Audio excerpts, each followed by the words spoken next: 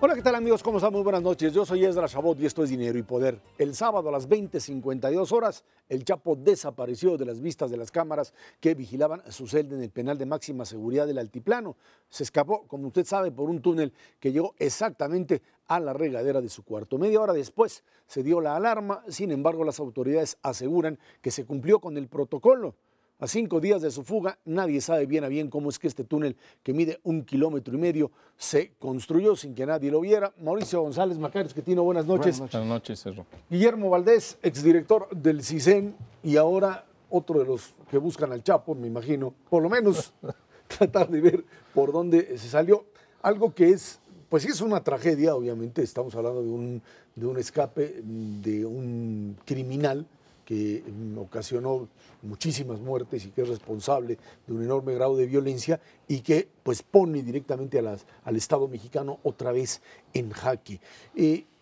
Decíamos hace mucho tiempo cuando venías a presentar el libro que escribiste, decíamos, no hubiese sido mejor, lo platicábamos en ese momento, claro, a toro pasado es mucho más fácil hablar, haber tomado a este hombre una vez que lo tenían detenido y pues extraditarlo a Estados Unidos. Hoy, por supuesto, todos dirían que sí. Ese cálculo parece que no existía. Esto que pasó parece que no existía definitivamente como una posibilidad real en el momento de su captura. Pues mira, yo creo que la decisión de no haberlo extraditado en ese entonces, de decir, era pues con la idea de pensar que el Estado mexicano podía hacerse cargo de este tipo de cosas. Y en ese sentido, pues era una apuesta muy riesgosa, pero importante, que salió mal, básicamente porque pues hubo muchos errores. En el caso concreto del cuidado del Chapo en el penal, van saliendo poco a poco todas las omisiones y todas las acciones de complicidad que pudieron haberse dado para facilitar la fuga. Pero también, aparte de, digamos, los detalles concretos que facilitan la fuga, yo creo que también es resultado de cierta displicencia en general de cómo el gobierno ha llevado el tema de la seguridad y de la estrategia de combate al crimen organizado, que creo que ahí hay bastante también tema que tratar, ¿no? Son dos, para mí esos dos factores, el que no le han puesto suficiente prioridad a la seguridad y segundo, descuidaron mucho el tema de la seguridad del penal y de la custodia del Chapo. En el caso del propio penal, todos estos elementos que aparecen, esta idea de que por derechos humanos hay un tema de derechos humanos, hay cierta privacidad para este tipo de criminales, donde de repente pues ni en el retrete ni en la regadera pueden ser vigilados, el tema de micrófonos, que por supuesto yo entiendo que pues estrictamente en un marco legal, constitucional perfecto, a lo mejor en Suiza esto puede funcionar, pero es obvio que criminales de esta peligrosidad, en el momento en que encuentran estos puntos ciegos, como les llaman, pues esta es la parte, digamos, la parte técnica por donde hacerlo. La otra tiene que ver con una estructura de corrupción que definitivamente sigue funcionando, ¿no? Yo creo que a final de cuentas pesa mucho más las omisiones y la corrupción que estas eventuales protecciones que diera el tema de los derechos humanos, ¿no? O sea, yo creo que no hay que rascarle por ahí. El asunto es claramente, o sea, porque mira, tú podías, sabiendo que el señor era experto en túneles, haber pensado el día que pisa la cárcel, el decir cómo nos podríamos enterar si el señor está haciendo un túnel. O sea, ese es como básico, si el señor tiene la experiencia y el expertise en los túneles. Tú, por ejemplo, aquí se habla de lo que es la contrainteligencia. O sea, tú tienes, por ejemplo, que estar checando, cuidando, monitoreando la relación del recluso con todo su círculo cercano, abogado, parientes, toda la gente que va y lo visita, y bueno, tú haces un seguimiento de... Y esto no se hizo. Pues por lo visto no se hizo, ¿no? Segundo, tú haces mucha contrainteligencia y cuidas especialmente a todo el personal responsable para evitar cualquier tipo de corrupción. Y si hay una corrupción que se da, que el Chapo compró al jefe de las cámaras o al del piso o al director de seguridad, no sé a quién haya comprado, o al del archivo que pasó los planos, o a los que hacían el túnel, o sea, a los que permitieron la entrada al túnel, o ruido. Imagino que bueno, los presos ahí se quejaban del ruido, o no se oye eso, ¿no? Así es, o sea, toda la gente que pudo haber participado, le pones un marcaje personal, o sea, y se justifica por razones de seguridad nacional que tú intervengas las comunicaciones de este personal. Claro.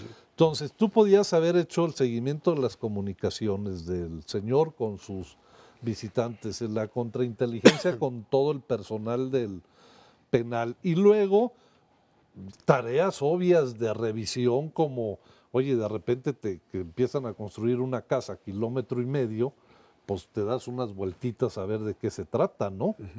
Entonces, es claro que hay muchas omisiones ahí. Y estas omisiones y este relajamiento del tema concreto de la seguridad y para impedir que el Chapo se fugara, para mí es producto de esa displicencia con que se ha manejado el tema de la seguridad en el sexenio. Al respecto, Guillermo, ahora que se fuga el Chapo, pues todo el mundo que no quiere al gobierno de Peña Nieto, pues ya los insultó y está bien. Pero a mí me preocupa más una interpretación que empieza a darse que dice todo el problema ocurre porque tenemos la guerra contra el narcotráfico. Y pues la solución es muy sencilla, ya no hay que pelear con los narcotraficantes. Esa es una interpretación que existe desde los tiempos que tú estabas en el CISEN, en el gobierno de Calderón, y que ahora está adquiriendo mucha fuerza y que a mí sí me preocupa mucho porque no entiendo por qué un país debería subordinarse a los criminales con tanta facilidad. ¿Tú percibes esto también que está ocurriendo? No, añadiendo esto, Macario, la idea esa termina en el planteamiento de varios intelectuales, escritores, Héctor Aguilar Camín enfrente, diciendo, es que aquí lo que hay que hacer es legalizar. Pues, no, legalizar no lo puedes hacer en función internacional, pero hay que dejar pasar a los narcotraficantes que les avienten la droga a Estados Unidos porque es problema de ellos. Es que finalmente esa sería la línea. Eso se puede hacer, es real. Mira, yo creo que para mí hay que entender bien la problemática para diferenciar. Yo, o sea, entiendo muy bien el planteamiento de Aguilar, Camini, decir, hay que parar la guerra, pero, o sea, yo creo que la guerra no la puedes parar. Lo que sí hay que hacer es reformular cómo el Estado puede enfrentar este problema. Si ponemos el tema, el decir, a ver, de lo que se trata es acabar con el tráfico de drogas, eso va a ser un fracaso porque no lo vamos a poder desaparecer. O sea, mientras en Estados Unidos haya 20 millones de consumidores o 25 de distinto tipo de drogas, es utópico pensar que en México va a dejar de haber organizaciones que quieran surtir esa demanda para ese mercado tan rentable, ¿no? Entonces, eso no se va a poder. Y desde esa perspectiva, decir, bueno, ¿para qué hacer una guerra que es inganable? Y en ese sentido, ok, pero el problema es que si tú no atacas y debilitas a las organizaciones del crimen organizado que hacen eso, derivan en lo que hemos visto, no solamente en la exportación de droga, sino en toda la diversificación de la actividad criminal, en el saqueo de los ciudadanos a través de los secuestros, de la extorsión, de los robos, de todas las modalidades a empresas, etcétera. Y sobre todo también luego del apoderamiento de las instituciones del Estado para quedarse con la renta pública y para tener poder político. Entonces, si tú no haces nada pensando que estas organizaciones nada más van a exportar, pues a lo mejor, pero si pasa esto otro, que ya vimos que sí pasa, algo tienes que hacer con esas organizaciones. Entonces, yo creo que el dilema para el Estado mexicano no es si vamos a tener narcotráfico o no, sino qué tipo de organización criminal queremos tener. Y eso, desde mi punto de vista, se puede definir siempre y cuando el Estado sea fuerte para tener las capacidades de imponerle a las organizaciones criminales qué va a permitir y qué no va a permitir. Que era lo que existía en el modelo autoritario mexicano anterior. No, pero es que había distinto. O sea, aquí no se trata de pactar con los criminales. Se trata de imponerle mediante la fuerza y estrategias de combate inteligentes, es decir, yo no voy a permitir estos tipo de actividades o de crecimiento de las... En Estados Unidos hay mucho crimen organizado, pero es muy pequeño, muy atomizado, muy regionalizado. ¿Por qué? Porque si empieza a crecer, se lo acaban, lo atacan. Entonces, es un crimen relativamente... O sea, es un problema de seguridad pública, todas las sociedades lo tienen, pero no un problema de seguridad nacional. ¿No? Entonces, yo creo que sí es el momento de revisar en general la estrategia del Estado contra el crimen organizado, pero no en pensar en vamos a darles libertad, ¿no? Precisamente en ese tema, Guillermo, creo que este gobierno tiene dos ejemplos muy desafortunados en donde se da una mezcla de corrupción, de incapacidad y de estrategia de seguridad nacional, en donde, bueno, se hace evidente que lo que se esté haciendo, si es poco, regular o mucho, no está funcionando. Uno es el caso de Ayotzinapa, ¿no? Donde se da esta colusión entre crimen organizado y gobierno local, y este que es el caso del Chapo, ¿no? ¿En dónde se tendría que reforzar o cómo se tendría que reforzar de manera más específica esta estrategia de combate a la inseguridad por parte de la administración actual? ¿Puedo agregar ¿Sí? un tema a estos dos? Las autodefensas y todo esto que ha ido creciendo precisamente en este mismo gobierno. Mira, yo creo que, o sea, tenemos dos crisis de seguridad en el último año, Ayotzinapa, bueno, antes Tlatlaya, luego Ayotzinapa y ahora la fuga, producto de esta combinación letal de crimen organizado fuerte con corrupción dentro del Estado. Entonces, yo siempre he sostenido, en términos generales, en primero que si hay crimen organizado muy fuerte es porque hay un Estado muy débil. Y hay que cambiar la ecuación. Entonces, en términos generales y a mediano o largo plazo, no hay solución si no fortalecemos Estado. Y fortalecer Estado quiere decir retomar todo el tema de la reconstrucción de la cadena institucional de seguridad y justicia. Policías locales, estatales, ministerios públicos, poderes judiciales, sistemas carcelarios, y esto nos va a llevar mucho tiempo. Eso en lo general, creo que, por ejemplo, el gobierno ha descuidado el retomar todo el impulso de la reconstrucción institucional en todos los niveles. Pero por otro lado, se necesitan estrategias muy específicas contra organizaciones que son muy violentas, que están afectando a la ciudadanía o que por otras razones ya se volvieron un problema grave, como por ejemplo la organización del Chapo, que es una organización que lleva muchísimos años con un poder enorme, y mientras atrapan al Chapo y creen que ya hicieron la tarea y pues la organización sigue funcionando. Yo le pregunté hace poco a un obispo en la zona donde opera el Chapo, en el Triángulo Dorado. Le dije, oiga, y después de la detención no hubo mucha violencia, etcétera, en la zona de allá. Me dijo, mire, la empresa es muy profesional. Esa fue la respuesta del obispo de ahí. O sea, operan con o sin el liderazgo presente del Chapo, tienen su estructura logística de producción, de transporte, de comercio, prácticamente todo ha seguido igual. Esa fue la respuesta. O sea, si tú atrapas a la cabeza y no haces nada con la estructura, pues bueno, entonces habría que tener estrategias específicas contra las distintas organizaciones a partir de una visión estratégica del recambio del narcotráfico que está ocurriendo en Estados Unidos, en Colombia, etcétera. En México, por ejemplo, ha sido eficaz. Cuando se quiso destruir a los Zetas, que era la organización más fuerte, más violenta, en 2, 3 años se pudo hacer. O sea, el Estado tiene los recursos, la capacidad, siempre y cuando le des prioridad y definas una estrategia y políticas muy concretas. Entonces, yo lo que creo que hay que hacer es estrategias operativas muy específicas regionales. Por ejemplo, con el caso de Michoacán es otro problemón. ¿no? Por lo de la combinación de muchas bandas criminales que quedan sueltas después de la desarticulación de los caballeros templarios, pero tienes todo el problema de las autodefensas y que eso tiene que ver con la reconstrucción de la institución en el ámbito estatal, que esa va a ser la principal tarea que debiera hacer Silvano Aureoles ahora que llegue a la gubernatura.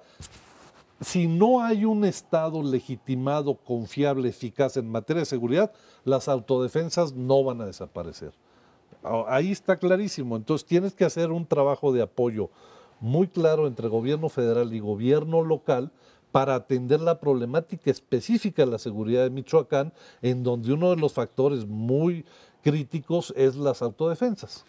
Guillermo Valdés, muchísimas gracias por haber estado aquí. Al contrario, encantado. Vámonos a una pausa. Esto es Dinero y Poder.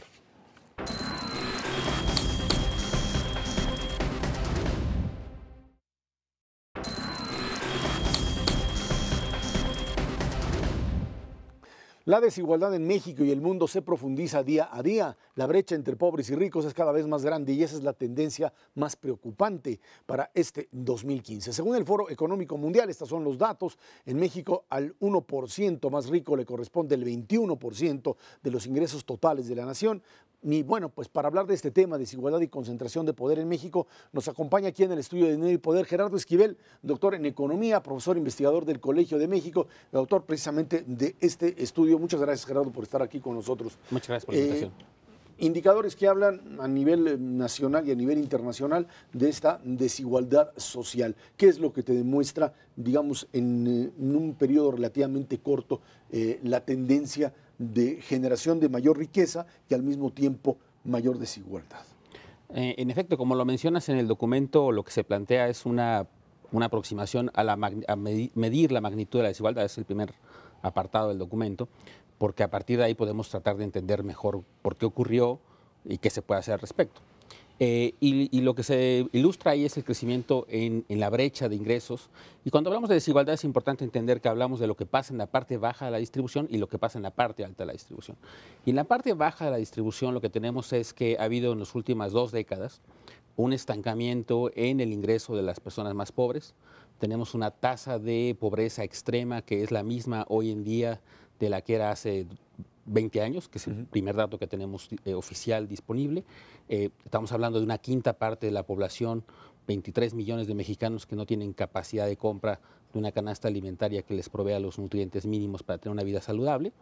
Y por el otro lado tenemos, en el otro extremo, lo que está pasando en la parte alta de la distribución, que ahí sí ha habido un crecimiento muy significativo de los recursos y que en los últimos años, de acuerdo a las estimaciones que se plantean en el documento, ha crecido el porcentaje del ingreso que le corresponde al decil más rico.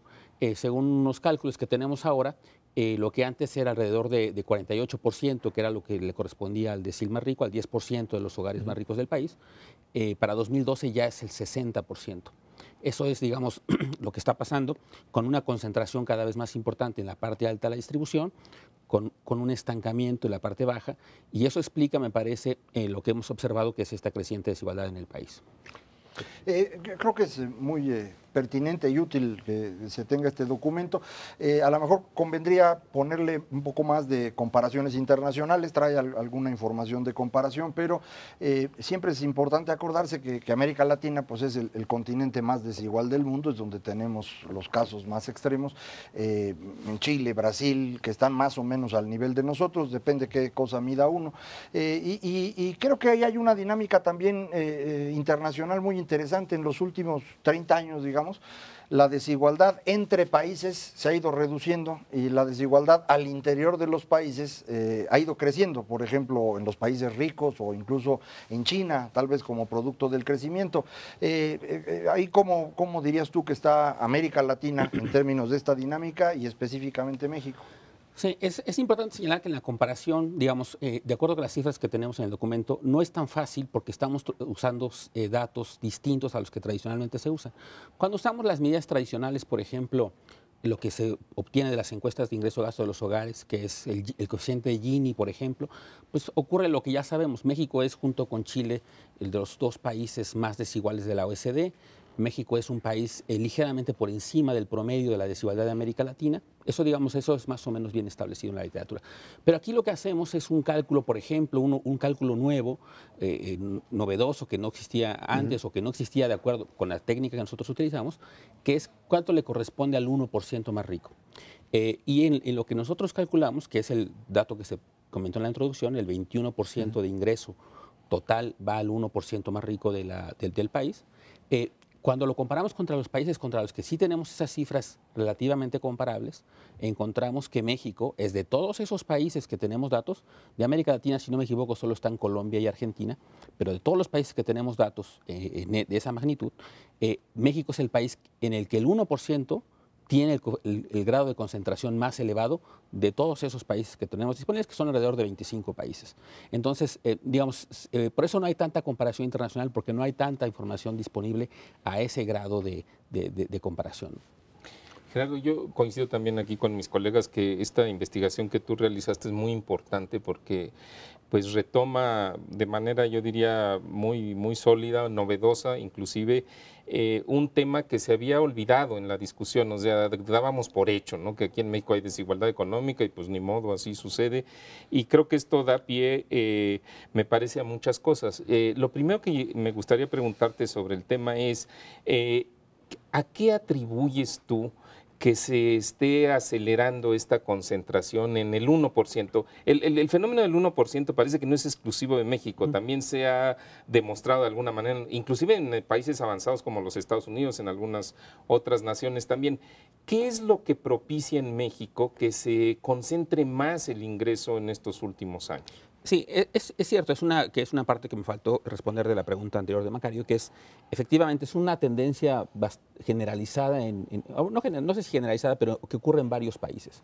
En el trabajo de Piketty lo que demuestra justo es que ocurre en países como el Reino Unido, en Estados Unidos, pero no en toda Europa. Por ejemplo, hay zonas de Europa donde de hecho está estable la concentración, digamos.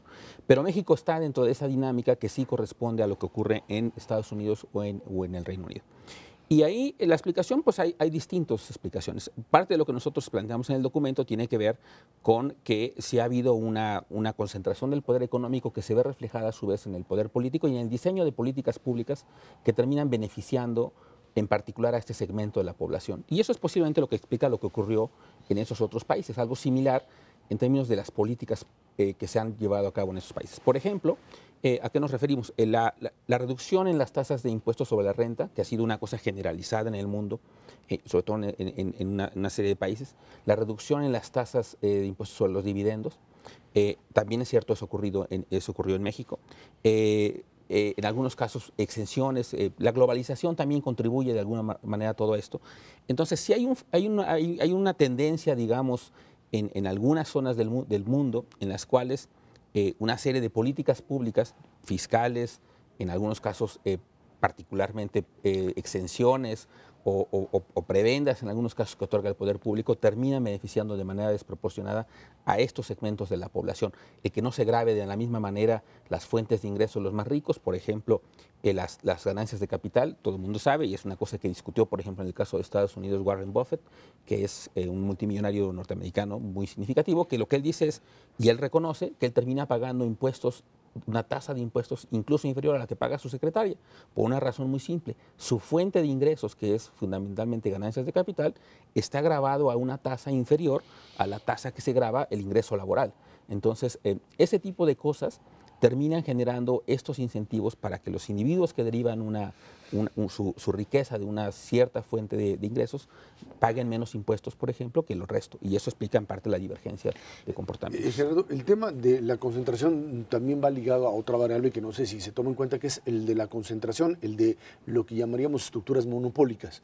O sea, modelos de falta de competencia que te generan de alguna manera una mayor concentración y que en el caso mexicano apenas ahora comienza con estas reformas a intentar que en telecomunicaciones y en otras áreas pues se genere estos modelos mecanismos de competencia abierta que de alguna manera pues, podrían servir como un instrumento para esta reducción. ¿Consideras que esto es válido? Absolutamente, es cierto, digamos, es un tema que no se menciona tanto en el documento, la parte de la competencia, aunque está implícito en algunas cosas, es decir, está implícito cuando se dice, por ejemplo, hay una parte del documento donde hablamos de la evolución de la riqueza de los archimillonarios mexicanos, de las cuatro familias de las más cuatro ricas. familias más ricas, y cómo esas cuatro familias más ricas, su riqueza ha crecido de manera desproporcionada respecto a la evolución de otros indicadores, y cómo pues están vinculados de una manera ineludible con el Estado en general, ¿no? Ya sea por la vía de privatizaciones, por la vía de concesiones, en el caso de las mineras, o por la vía de la regulación. Entonces, monopolios o empresas con alto poder monopólico que no están siendo suficientemente reguladas, pues terminan teniendo un poder de mercado efectivamente muy elevado y terminan siendo capaces de extraer rentas o recursos extraordinarios de parte de los consumidores mexicanos. Ahí citamos un documento que no es nuestro, es un documento muy conocido de la OECD, por ejemplo, de cómo Slim, el ingeniero Slim, parte de su riqueza, bueno, derivó de un poder monopólico extraordinario que tuvo durante muchos años, que terminó siendo resultado, se tradujo a su vez en una pérdida de bienestar para los mexicanos que pagamos tarifas muy por encima de lo que debimos haber pagado por la ausencia de una regulación apropiada y porque tenía un poder monopólico derivado a su vez de una privatización en la que se otorgó un monopolio estatal a un monopolio privado sin el adecuado andamiaje institucional que permitía regular sus tarifas, por ejemplo. Esa es una de las explicaciones de por qué América Latina es uno de los continentes más desiguales, capitalismo de compadres o compinches, en donde familias asociadas con políticos pues se hicieron ricos durante el fin del siglo XIX, todo el siglo XX y pues, todavía ahorita siguen cosechando. Pero hay otra cosa de América Latina que creo que también es muy interesante y es el tema de la informalidad, que cuesta trabajo luego cubrirlo. Hay, por ejemplo, el dato en el estudio de qué porcentaje del Producto Interno Bruto va a manos del capital y cuánto va a manos del trabajo. En el caso de México esa medición pues, no es muy práctica porque como tenemos un montonzote en informalidad, habría que quitar esa parte, ¿no? Que le llaman en las estadísticas el ingreso mixto, ¿no? Y a la hora de quitar eso, el dinero que va para el trabajo y el dinero que va al capital es más o menos del mismo tamaño. Pero nuestro problema serio es en la economía informal, pues tenemos el 60% de los trabajadores de México y con ingresos muy bajos. ¿Tú encontraste algo en términos de informalidad que pueda aprovecharse? No incorporamos tanto del tema de informalidad, pero es cierto que eso que mencionas en términos de que eso cambiaría parte de la medición de lo que va al capital y lo que va al trabajo. De hecho, la fuente de los datos de la concentración, de cómo se distribuye el ingreso, digamos, eso nada más para explicarlo un poco, el valor de la producción pues se divide entre lo que va al trabajo, a los trabajadores, digamos, por la vía de salarios, y lo que va al capital por la vía de lo que se llama el excedente de explotación, que es, digamos, sería como los rendimientos. En fin, esa distribución en el documento se menciona que es aproximadamente 3/4 partes ya está yendo al capital, 1/4 parte al trabajo. Es cierto, si ajustamos por informalidad, eso se invierte un poquito y no es tan marcado como lo es en las cifras que se presentan. Pero las cifras vienen de un estudio original de Norma Samaniego, donde ella sí hace la corrección por este tema de la informalidad y desafortunadamente no lo puede hacer para todos los años, pero lo que sí muestra, y es muy significativo, y creo que al final de cuentas es lo más importante que nosotros enfatizamos en el documento, no es tanto el nivel en sí mismo, sino la tendencia, y la tendencia se mantiene. Es decir, ¿qué quiere decir esto? Que incluso corrigiendo por el tema de la informalidad, es cierto que en los últimos años ha habido una tendencia sistemática a que una mayor parte del ingreso vaya como pago al capital y una menor parte del ingreso vaya al trabajo. Y eso es una tendencia que también se encuentra en muchos países también, como nos refiere. Hoy salió los primeros resultados de la encuesta de ingreso-gasto y de ingreso-gasto de los hogares a 2014 y es muy interesante porque el ingreso de los trabajadores subió un poquito durante estos 2 años y el ingreso del capital, la renta, se hundió.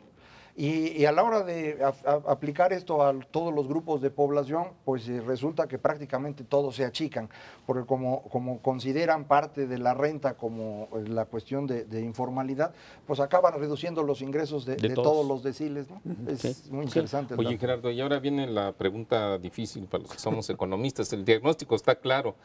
¿Y cómo se puede corregir la desigualdad económica en un plazo relativamente perentorio, digamos? Bueno, habría que entender que primero esto es una cosa que se ha ido gestando durante mucho tiempo y tampoco es fácil cambiarlo porque tampoco implica, digamos, pensar en cambiar la desigualdad, pues en el muy corto plazo implica una redistribución y eso siempre es difícil por distintas razones. Hay oposición, hay grupos reacios a eso y me parece en parte lógico. Entonces esto de lo que hay que pensar es más bien como una estrategia de mediano y largo plazo. Es decir, que en la medida en la que vaya creciendo el pastel, pues un poco también se vayan cambiando la forma de distribuir eso.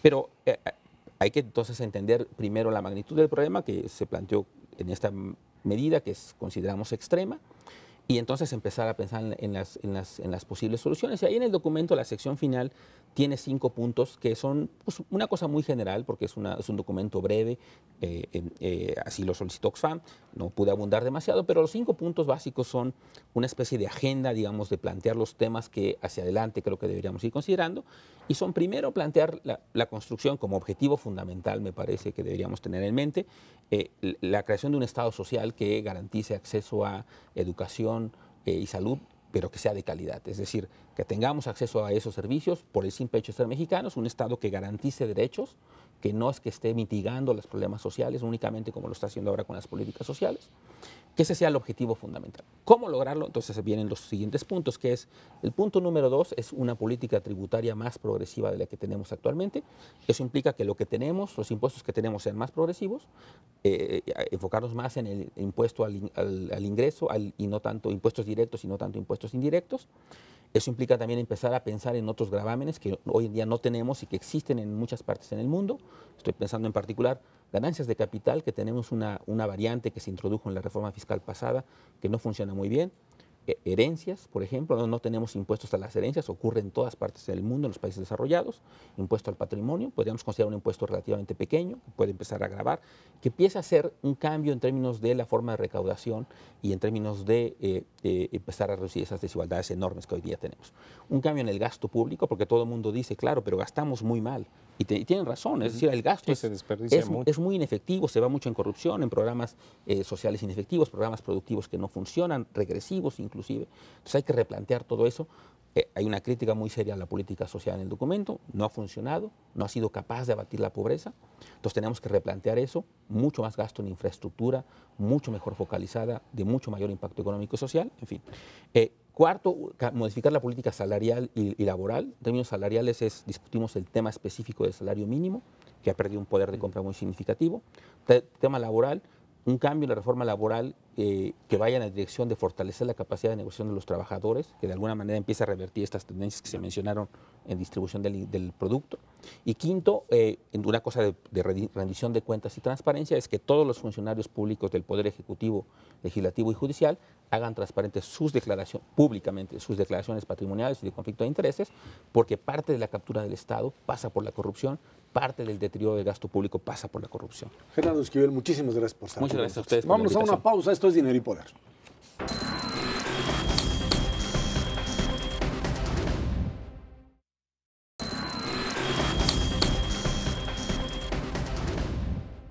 Fracaso o no, el resultado de la primera licitación de la Ronda 1 para asignar contratos de producción petrolera no fue el esperado por las autoridades. Solo se adjudicaron 2 de los 14 campos que estaban en licitación. La meta de la Secretaría de Energía era colocar al menos 5 campos, o sea, el 30% de ellos. El secretario de Energía, Pedro Joaquín Caldwell, destacó que este resultado pudo haber sido por las condiciones del mercado y la propia geología que no les parecieron atractivas a las empresas. El próximo 30 de septiembre habrá una segunda licitación.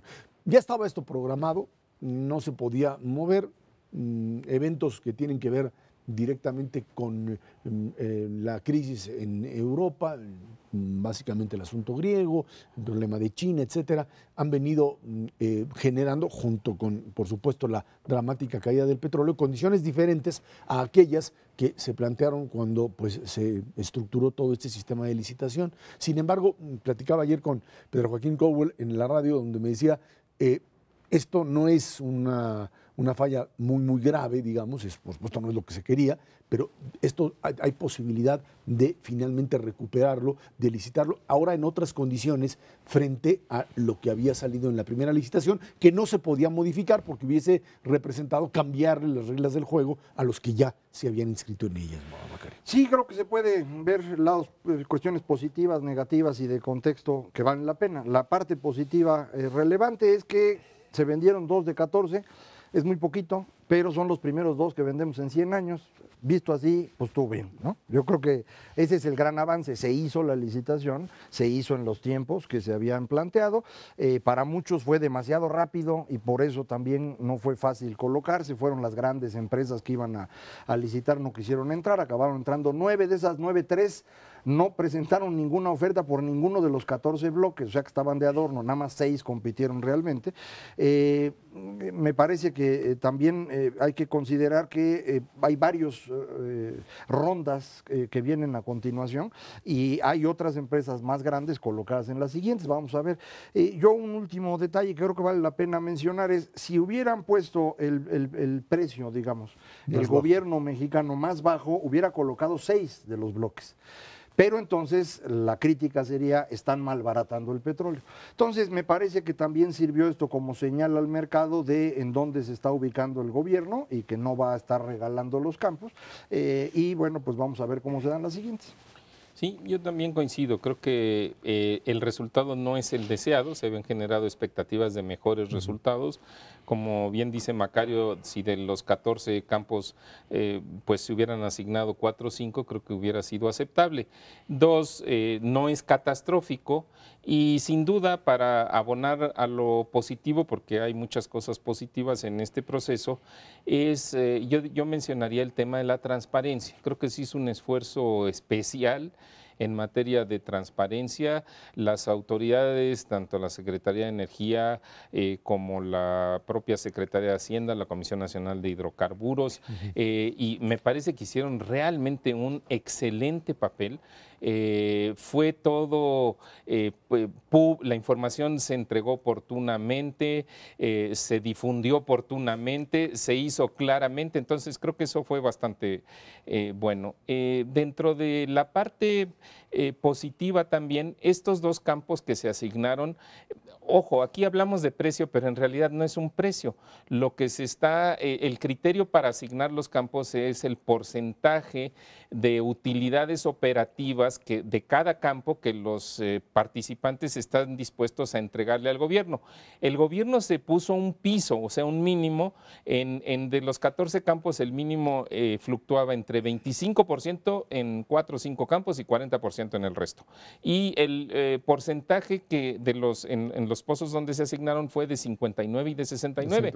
O sea, la verdad fue bastante alto. Y como dice Macario, yo creo que aquí también los diferentes participantes para futuros procesos, pues también estaban midiendo un poco las aguas, ¿no? Igual que el gobierno. Entonces, el gobierno tiene que ser más cuidadoso porque, no, en términos del precio, no poner el precio mínimo demasiado alto, tomar en cuenta que aquí hay la consideración. Yo no creo, yo francamente no creo en el argumento de que como los precios del petróleo están bajos, entonces hubo poco interés.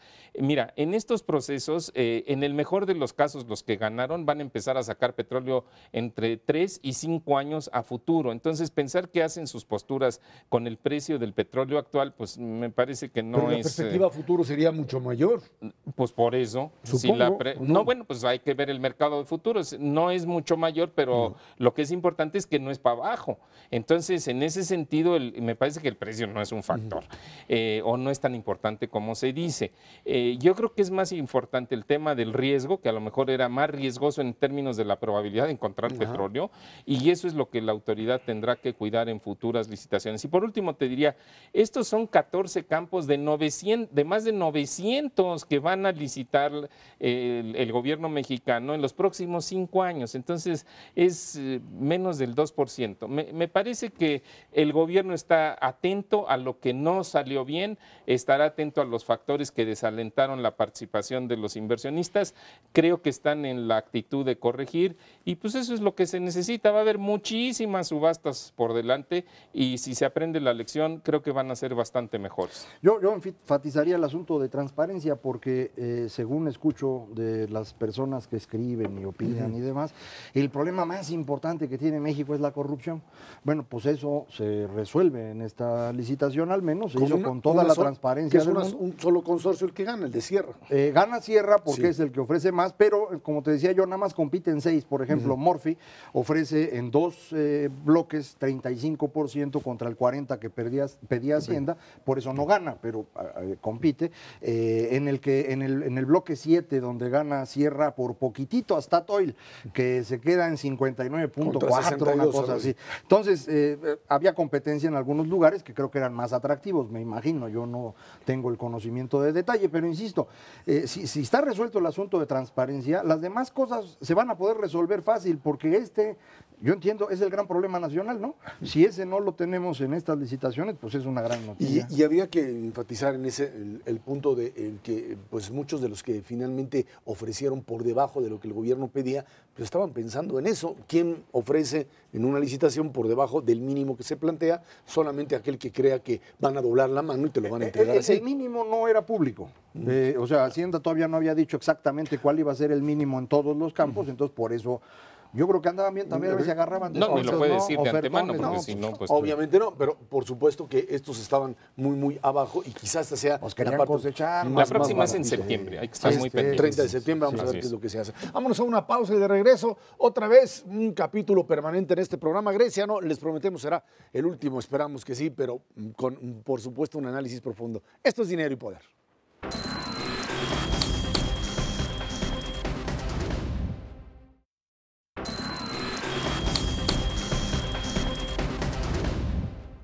El Parlamento griego aprobó por mayoría las medidas de austeridad que la Unión Europea le impuso para ayudar a este país a enfrentar sus deudas y negociar un tercer rescate. El Eurogrupo acordó el desembolso urgente de 7.000 millones de euros para que Grecia haga frente a sus obligaciones financieras inminentes y que para la semana que entra tiene que ahí desembolsar ¿cuánto?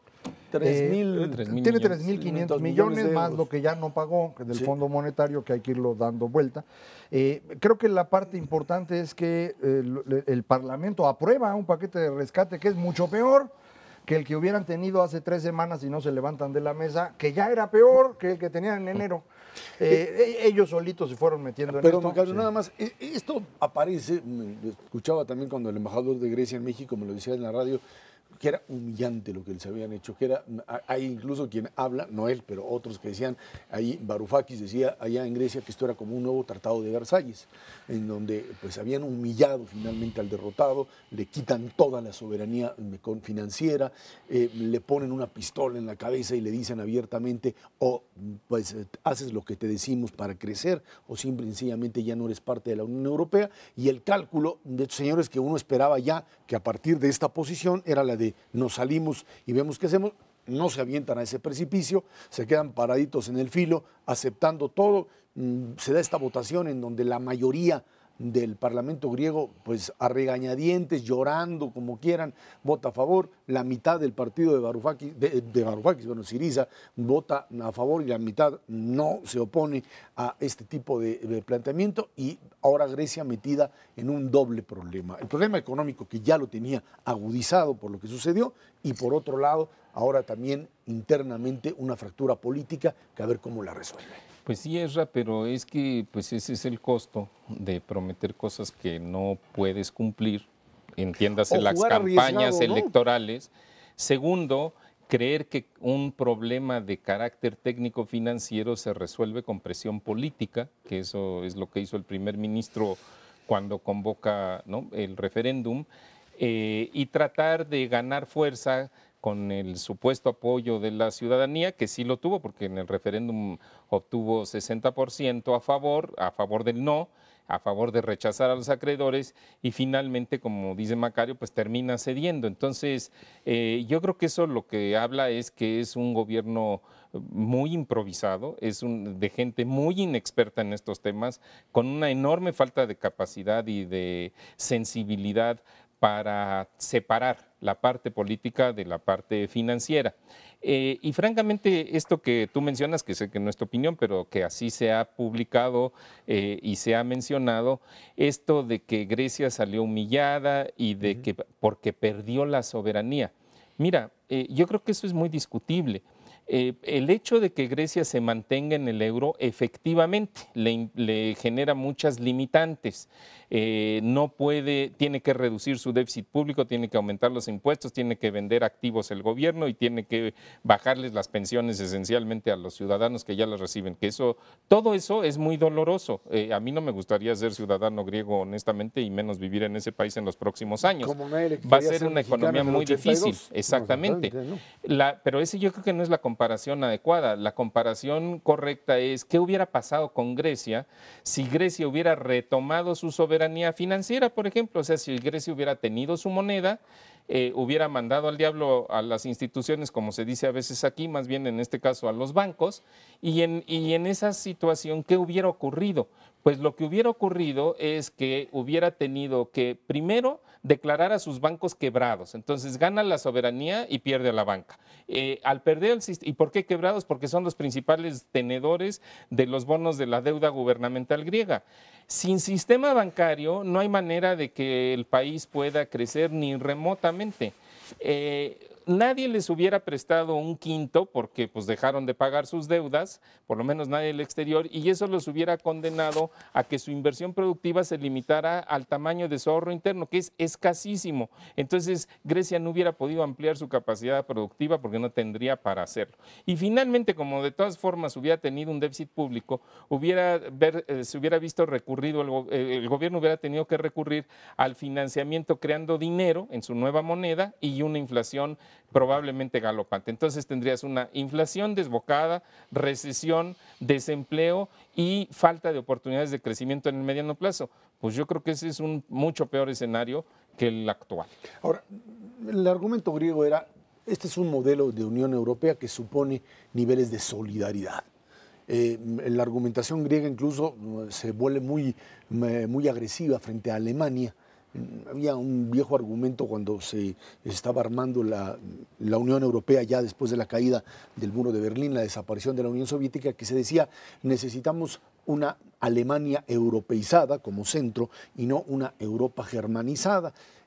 Hoy los griegos vuelven a utilizar el argumento de que esto se debió simplemente a un dictado del gobierno de Angela Merkel, de los alemanes, que son los que impusieron medidas, dicen, draconianas, medidas extremas.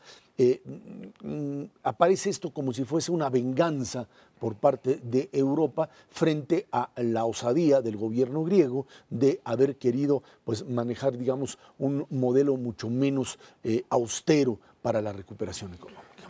Yo creo que lo que hace Syriza cuando llega al poder en enero es jugar contra la Unión Europea, este juego famoso de a ver quién pestañea primero.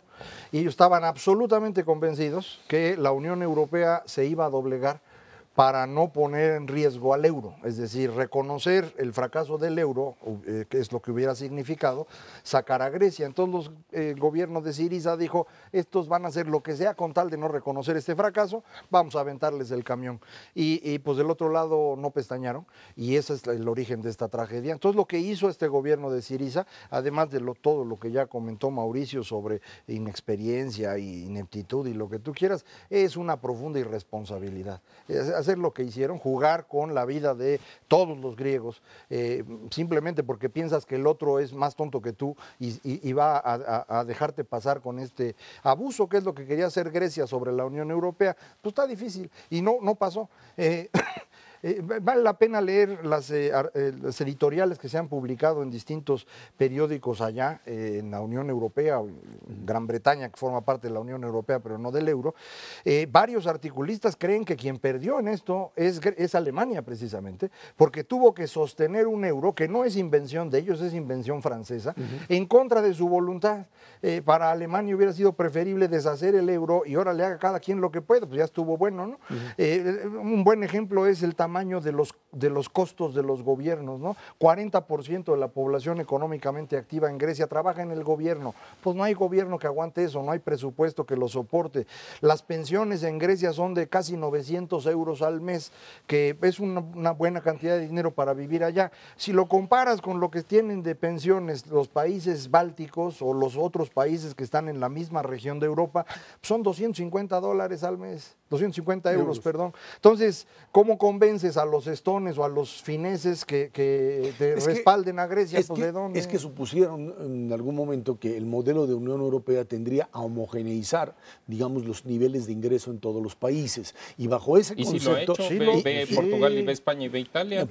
Sí, pero los otros, los que se quedaron atrás, de alguna manera lo Pero que no hicieron... se quedaron atrás. Lo que hicieron, un momentito, lo que hicieron fue, el caso, por ejemplo, de Grecia, es llegar e incorporarse y tener ese tipo de ingresos sin tener ni un sistema impositivo igual que los otros, ni tampoco tener, por supuesto, una economía que de alguna manera... Yo pregunto, ¿dónde están los más de 300,000 millones de dólares que recibieron de préstamos? Pues esos no se esfumaron, se los comieron, se los gastaron, se los bebieron y quizás algunos los invirtieron. Pero lo hicieron mal. Entonces, pues claro, después de la fiesta viene la resaca. Nada más déjame comentar un punto que me parece muy importante porque eso va a estar en los medios durante muchas semanas próximamente, que es lo que señala el Fondo Monetario. El Fondo Monetario, después de todo este arreglo que costó dice que sangre, tampoco alcanza. Dice que no alcanza el dinero y que los acreedores van a tener que ponerle más de los 100,000 millones de euros básicamente que han ofrecido para el programa de rescate, y pues si no se pusieron de acuerdo con esto, imagínate poner más dinero, va a costar sangre otra vez. Y segundo, en eso sí fue muy enfático el fondo, decirle, señores acreedores, si ustedes no les perdonan un pedazo adicional de la deuda de Grecia, Grecia no les va a poder pagar ni siquiera en las próximas décadas. Entonces, mejor siéntense a platicar esto en frío, pero quítenles un cacho de deuda en la medida en la que vayan haciendo su ajuste económico. Vamos a ver. Cuando Grecia quiere meter a su gente en la Unión Europea, no lo hace para quedar en el promedio, ¿eh? Se colocaron por arriba de los demás, pensiones a los 57 años, y para una cantidad muy grande de profesiones que llaman peligrosas, a los 50 años se jubila uno. Ya estaríamos profesiones peligrosas Hace incluyen mucho. peluquero, por ejemplo, ¿no? Por el riesgo que tiene cortar cabello. Así no se puede. O sea, también hay que poner todos los datos en la mesa. Bueno, vamos a ver todavía qué pasa al interior de Grecia y Eso sí va a la estar feo, ¿eh? posibilidad de que pues renuncie finalmente Para este gobierno. septiembre dijeron que iban a hacer elecciones, a ver. Muchísimas gracias, Mauricio González, Macario Esquetino. Gracias a usted que nos ve y nos escucha aquí en Canal 11 Dinero y Poder todos los jueves a las 10 de la noche. Estamos en la radio Noticias MBS en el 102.5 del FM de lunes a viernes de 5 a 7 de la tarde. Por nuestra parte, muchas gracias y muy buenas noches.